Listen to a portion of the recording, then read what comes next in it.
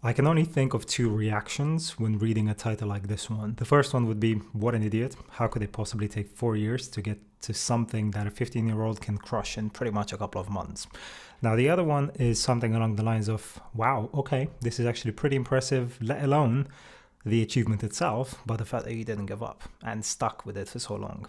Now, regardless of which one you are, if you're watching this video, then I'm going to assume that you want to make 10K per month or more with SMMA or any other business model, right?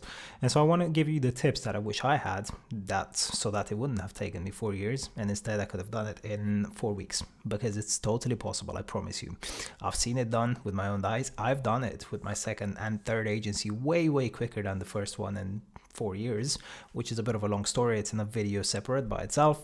But let me get basically started, and let me kick things off by saying this. If you've tried for a few weeks, months, years, and you still haven't achieved it, just remember that as long as you haven't given up yet, you will get there. You can only lose if you give up. Alex Hormozi says that. It's nothing groundbreaking, nothing earth-shattering. It's almost like a cliche at this point, but it's true. And so chances are that it's actually around the corner. What do I mean by that? What I mean is that it just needs that one final piece, okay? Obviously, this is a growth mindset in disguise. What I'm trying to say is, the whole focus on 1% better, never stop. But the fact of the matter is that you've tried and not succeeded, then it means you're probably omitting just one small piece. You're missing one key ingredient. And unfortunately, this is just how business works. This is how goal setting works in general. You're only as strong as the weakest link in your plan, which is why you hear stories of overnight successes that took years to actually materialize, people who failed over and over again, and then they won in one big spectacular way, because they're learning from their mistakes. You're learning from your mistakes. You're figuring out what else you need to add. And there's always this spiral as you're going through your pursuit of whatever you're trying to accomplish. Let's say 10K per month. You keep going. The goal is in the middle. You look at it, and now you know how to do marketing. Now you know how to do copywriting. Now you know how to do video editing, other digital skills.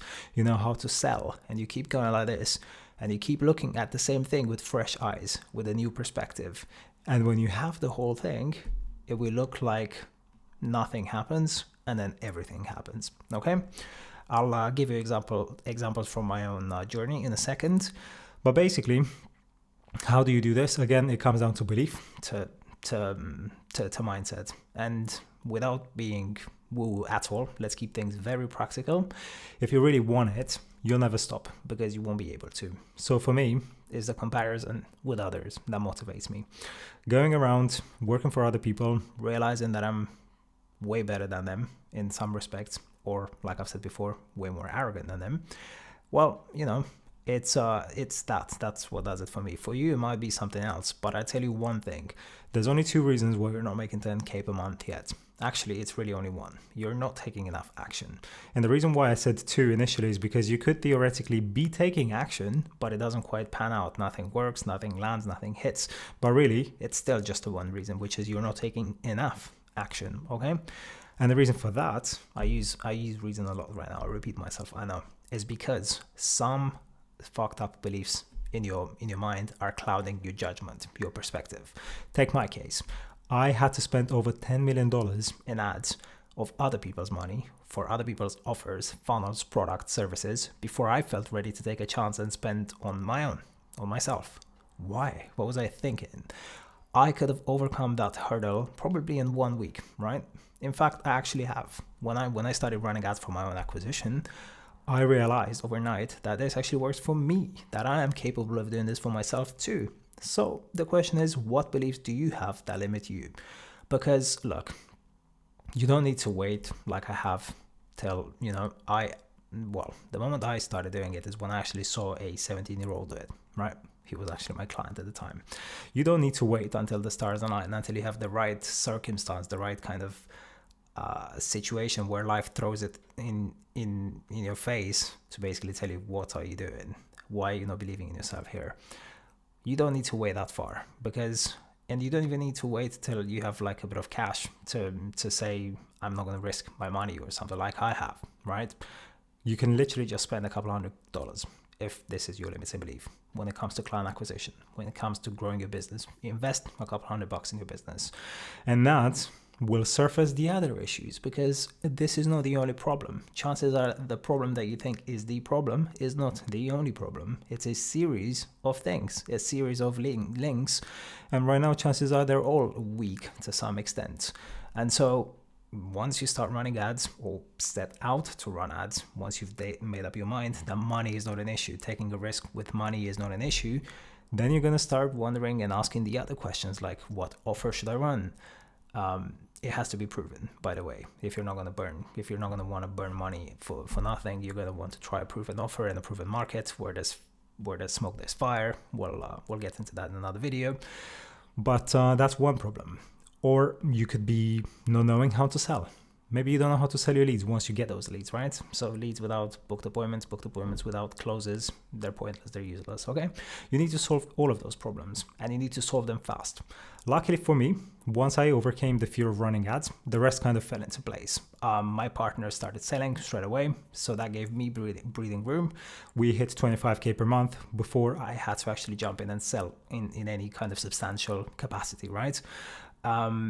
At some point, he got sick, burned out, he wasn't able to sell anymore. And so, let's face it, I was low-key worried about that too, because, until you know that you can cover all bases, you are always going to be sort of at risk, so to say. And so at some point, guess what? I actually braved it, I tackled it, and do you know what happened? It turns out that I had overcomplicated even that in my mind too.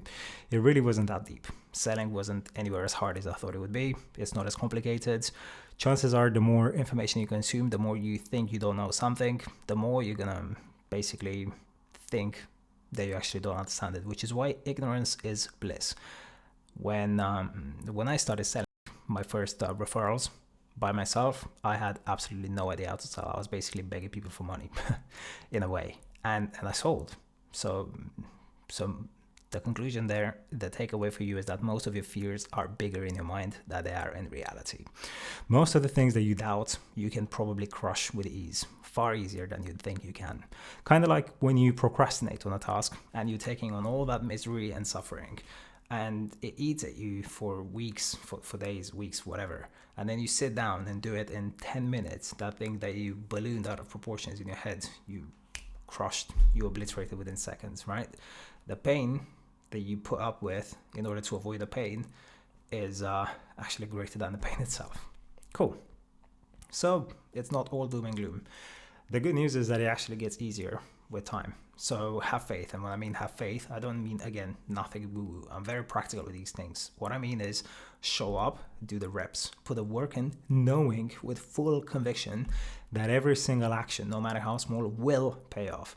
Maybe not immediately, not apparently at least, because some incremental 1% every day kind of things are completely untraceable and not noticeable, but it will compound into something that becomes eventually unmistakable and so undisputable. Just like working out in the gym, if you curled and check your bicep after every single rep to see if it's grown, you'd never do another rep again in your life, right? But yet you show up, you put the work in, and eventually it pays off. And if you don't go to the gym yet, well, then get your ass in the gym. Get that first. That you have a bigger problem here. And so after a while, you start seeing that it's actually coming your way. And that unlocks even greater belief. What I mean by that is, let's say you're going at it for weeks. You're getting no clients, you're getting no leads. And then suddenly you're starting to get leads. Then you're starting to get booked appointments. Then you make your first close, and you make your second close. You start thinking that this is actually something achievable, and that's where a very cool effect kicks in. I, for example, started to believe because I could see the pieces clicking together even before the final results showed up. What do I mean by that? Well, this is the goal gradient effect. This effect was, it's a psychological phenomenon. It basically suggests that people become more motivated and increase their effort as they get closer to achieving their goal. So have you ever run a marathon? If you haven't, don't worry about it. If you've run anything, a 5K, a park run, whatever, you've probably noticed, maybe you've done it, when you see the goal, when you see the end and the finish line in sight, you sprint that last bit, right? Now this concept was introduced by some behavioral experiments in 1930s, I believe, and essentially it documents how the closer we get to completing a task or reaching a target, the more energized and driven we become. And this happens for a few key reasons. One is psychological proximity, which means that as the finish line comes into view, our brain releases more dopamine, which creates a sense of excitement and anticipation, and that drives us forward. In case you didn't know, dopamine is the driver of quite physically action, physical movement in bodies, right, in human bodies.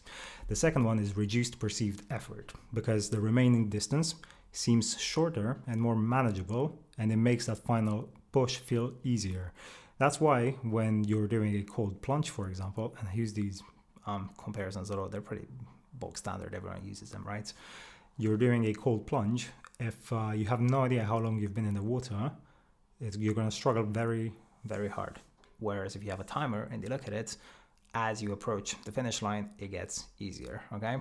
And then finally, the third one is what I already said, which is increased confidence. It's seeing progress build, and it reinforces the belief that you can actually accomplish the goal. If you've run this far, you can do the last miles, and so on. Okay, cool. And then just so you know, cool piece of trivia, a classic example of utilizing this effect to make money is a coffee shop loyalty card. People tend to work faster and more enthusiastically to fill the last few spots on the card to get their free drink, okay? Even if the total effort remains the same.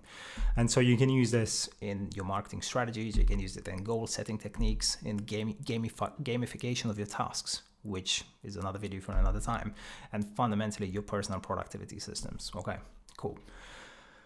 Right, let's go into the next point. My next point here is that you have to be crazy enough to think that you can, and you will. It's only those who think they can change the world that they actually can.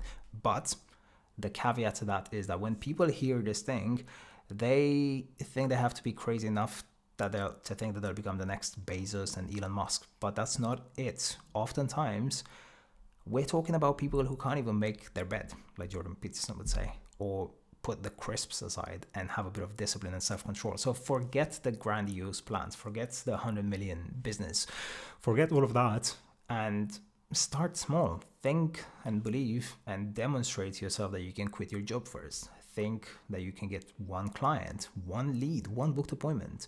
Think that you can sell. Think that you can get a girlfriend if that's your issue. Think that you can get a six-pack. Think that you can do 10 workouts in a row without skipping one. That you can maybe quit drinking for 3 months. That you can show up and do work on the side of your job for 2-3 hours every day for 3 months. Do those small things first.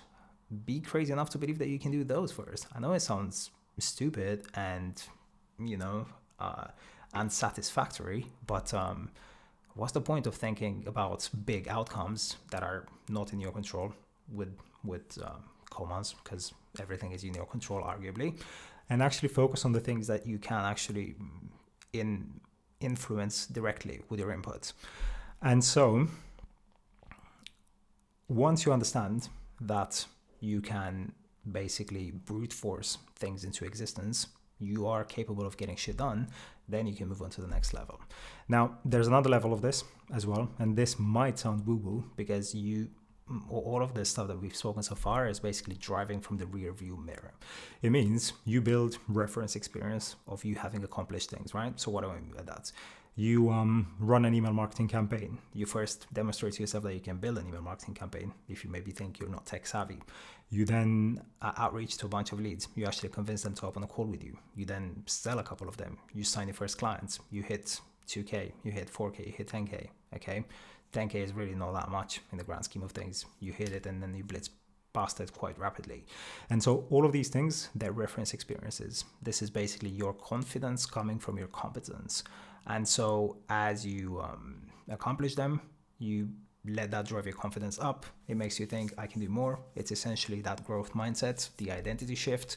And once you do that, you basically ask yourself, what else can I accomplish? I've done that. I've crushed that. I've done a 5K. Can I do a 10K? I did a 10K. Can I do a half marathon? Did a half marathon. You get the point.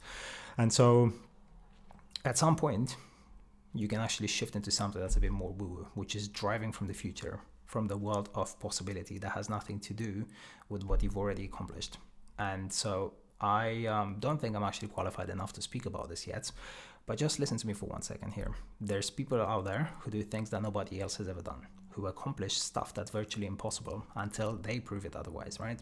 And that's what being a force to be reckoned with is, in my eyes. And if you have any idea what it's really like to live like that, then shout, because I want to speak to you, okay? And so now let's bring it back to more practical matters. Here are some tell signs that you're doing it right. You stop escaping. You become addicted to the work itself. Instead, you quit any kinds of vices, video games, porn, drugs, alcohol, you name it, raving, partying, etc. And you change and you charge towards the accomplishment. Why? Because you guessed it, that whole goal gradient effect that we were talking about 5 minutes ago. If you play a game that's winnable, or that you think it's winnable, you perceive it as winnable, you're going to do your damn best to win it. It's only when you're stuck that you try to escape it and you end up procrastinating. So obviously, if the game is too hard, you can change the game. Yes, that's an easy one. But also, you can change your perception of it. How do you do that? You chunk it down. You reset a bar of expectation, i.e. what it means to succeed in your eyes, in your opinion. And so, for example, here we're going to talk about shifting your locus of control from the outputs that are not directly in your control to your inputs. So for a start, if you're very goal-oriented and outcome-focused, simply bring your focus to your inputs, to things like showing up every day, doing your DM outreach, doing your email campaigns, spending the money on ads, creating new ads, creating new copy, new creatives, all of the things that you can actually show up and put in, doing your reps in the gym, right? And slowly rewire your brain to draw dopamine simply from the fact that you're actually there, that you're showing up and you're taking all of these actions, right? So all I'm trying to say here is do not put your cart before the horses. You shouldn't even expect any outcomes and wins until your input is beastly. And if you do, well, it's because you have no idea just how hard other people work and how hard sometimes it is required to work in order to perform and to win. Nothing is given, nothing is granted. This is a bit of entitlement that seeps into some people thinking that they can just dance their way into 10K. They can, absolutely. Making money is easy. Changing the beliefs is the hard bit. It's not making the money that's hard. It's changing the beliefs. But something is hard. You're gonna need to grind somewhere, okay? And so how do you do it? As with everything else, you outwork your doubts. You do it with gradual exposure. Like, the way you do that is obviously recognizing that in every single decision of your life, there is a fork in the road where you can take the easy way or you can take the straight and narrow, okay? And so whenever you don't want to go to the gym, whenever you don't want to take a cold shower, if you do that, I don't. Whenever you want to call it a day and watch Netflix and eat crap, whenever you want to go out and drink with your friends and get plastered, all of these decisions add up. And the more of them you can say yes to, the more you win versus your inner bitch. Wow, I'm glad I remember this one. That was a pretty interesting concept when I first discovered it. You draw a line on a piece of paper and then you take count 1, 2, 3, 4, 5, strike it. Your inner bitch. And then you basically constantly strive to beat that version of yourself, okay? Force the last rep, force the discomfort, don't expect it to be overnight, have realistic expectations so you do not get disheartened. And finally, for the love of God, measure it, quantify it so you don't forget it. It's very easy to forget it when you're at it every single day. It's so easy to forget it. Journal it, log it, track it. Don't underestimate what you can achieve in 1 year. 1 week will feel slow, 1 month will feel slow, a season of growth will feel very slow. Track the whole damn thing. Track how many hours you work in a day. Track how many days you work in a week. Track the whole thing and actually show to yourself that first, A, you're doing way less than you think you are, or B, you're doing as much as you should be, and keep doing it. Keep doing it for the long haul, because these things are paying off dividends into forever. And that's applicable to anything, to progressive overload in the gym, progressive overload of your work, so that you basically can do more work, more meaningful work, better outputs. And that's it. There's a lot for you to unpack there, and there's a lot to take in. I hope this is useful, and until next time, crush it. I'll speak to you shortly.